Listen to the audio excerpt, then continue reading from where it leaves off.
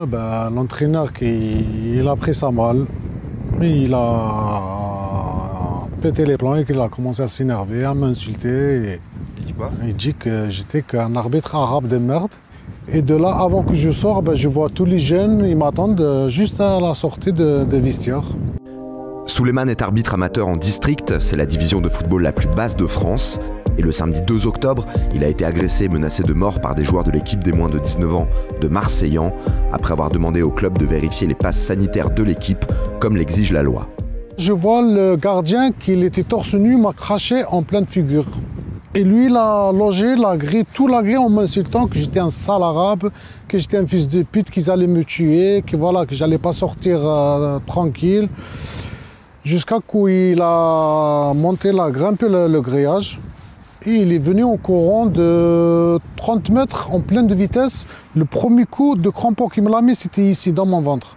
Quand je suis tombé en arrière, tout le monde ils se sont venus sur moi. Et jusqu'à que j'entends le gardien, il dit à ses collègues qui étaient en train de me taper, tuez-le, tuez-le. Je dis, Slimane, il faut faire quelque chose. C'est là où il faut réagir. Et je me suis levé et je suis parti courir pour aller à la buvette, pour me cacher dans la buvette. Et au moment où je vais courir, il y en a un qui me sort un couteau. Du coup, non, c'est pas un joueur, c'est un frère du gardien. Il me dit, pars, on va te tuer maintenant, pars, on va te tuer. Je suis parti, je me suis enfermé dans la buvette et j'ai appelé la gendarmerie. Personne ne m'a aidé, personne. Il y avait juste l'arbitre assistant, il a essayé de retenir un joueur, ok.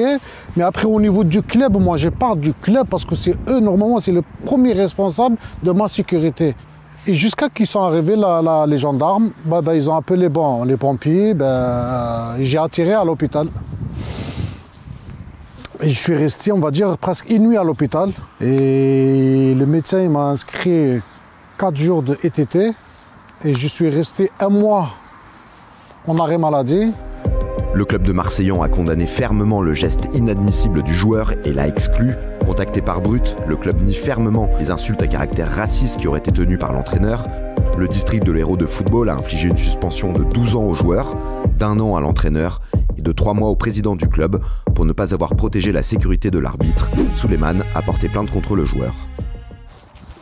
C'est fini l'arbitrage pour moi. C'est fini, je ne vais pas reprendre l'arbitrage parce que c'est ma santé déjà et ma sécurité et j'ai pas envie aussi mes enfants que je leur donne cette image. Moi, si je demande aux jeunes, faites-vous plaisir, vous êtes là pour le foot. Évitez les agressions, évitez les insultes, évitez tout ça et donnez une bonne image au foot. Tu avais déjà vécu ça en tant qu'arbitre? Franchement, des insultes, oui, mais pas jusqu'à là. En 5 ans, le nombre d'arbitres recensés en France est passé de 24 567 à un peu plus de 18 000. L'arbitre est toujours le bouc émissaire, responsable de toujours toutes les défaites. J'ai moi-même été agressé dans ma carrière lorsque j'étais jeune arbitre.